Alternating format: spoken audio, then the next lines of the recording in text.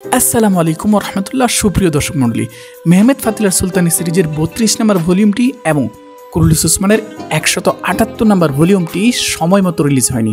শুধু সময় মতো রিলিজ হয়নি কথাটা বললে ভুল হবে, বরং একেবারে শেষ মুহূর্তে ভলিউম প্রচারিত হওয়ার মাত্র ঘন্টা কয়েক আগে তারা এপিসোডটি প্রচার করা বন্ধ করে দিয়েছে, স্থগিত করেছে। তো সেই কারণেই সবার মনে কৌতূহল যে কবে আসবে মেহমেদ ফাতিলার সুলতানি সিরিজের ৩২ নম্বর ভলিউম এবং কুরুলিস ওসমানের ১৭৮ নম্বর ভলিউমটি।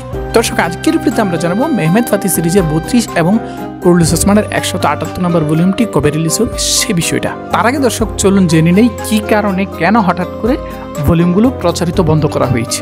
এরপর আমরা জানবো কবে রিলিজ হতে যাচ্ছে কুরুলিস ওসমানের এবং মেহমেদ ফাতি সিরিজের পরবর্তী ভলিউমগুলো। মূলত ঘটনা ঘটেছে গত ২১শে জানুয়ারি রোজ মঙ্গলবার। তুরস্কের একটি রেস্টুরেন্টে আগুন লেগে প্রায় ৮০ জন মানুষ মারা গিয়েছে। জি দর্শক, প্রায় ৮০ জন মানুষ মারা গিয়েছে তুরস্কের একটি প্রদেশের একটি রেস্টুরেন্টে আগুন লাগার কারণে। এবং ঘটনাটা ঘটেছে মেহমেদ ফাতি সিরিজ যেদিন রিলিজ করা হবে, যে রাতে রিলিজ করা হবে, যে রাতে প্রচার করা হবে তার ঘন্টা কয়েক আগে, যার কারণে পুরো তুরস্ক তখন শোকে আচ্ছন্ন ছিল। আর সে কারণেই মূলত টিআরটিতে, মানে যেই চ্যানেলে মেহমেদ ফাতি সিরিজটি রিলিজ করা হয়, সেই কর্তৃপক্ষ সিদ্ধান্ত নেয় সেই রাতে কোনো তুর্কি সিরিজই তারা প্রচার করবে না। তো একে তো তাদের শোকের জায়গা থেকে, আরেকটা হচ্ছে তাদের টিআরপিপি কম থাকতে পারে, মানে ওই রাতে যেহেতু কেউ লাইভ দেখবে না সেহেতু তাদের রেটিং কমে যাওয়ার সম্ভাবনা থাকবে। আর সে কারণেই মূলত সর্বসকলে তারা সিদ্ধান্ত নেয় ওই রাতে তারা মেহমেদ ফাতি সিরিজের ৩২ নম্বর ভলিউমটি প্রচার করবে না। এবং ঠিক এই ঘটনার কারণেই কিন্তু পরবর্তী দিন কুরুলিস ওসমানের ১৭৮ নম্বর ভলিউমটিও তারা রিলিজ করেনি। তো অনেকে হয়তো বলতে পারেন যে রিলিজ করলেই হয়, অনেকে দেখলাম গালাগালিও করতে, কিন্তু আসলে লজিক চিন্তা করতে হবে ভাই। তাদের দেশে একটা দুর্ঘটনা ঘটে প্রায় ৮০ জন মানুষ মারা গিয়েছে, আর সেই মুহূর্তে তারা যদি সিরিজ নিয়ে পড়ে থাকে তাহলে এটা কেমন দেখায়। তো তাদের এই সিদ্ধান্তটাকে অবশ্যই কিন্তু সম্মানের সাথে নিতে হবে। তো যাই হোক দর্শক, আমরা জানলাম কেন এই সিরিজগুলো রিলিজ করা হয়নি। এবারে আমরা জানবো পরবর্তী ভলিউমগুলো কবে আসবে।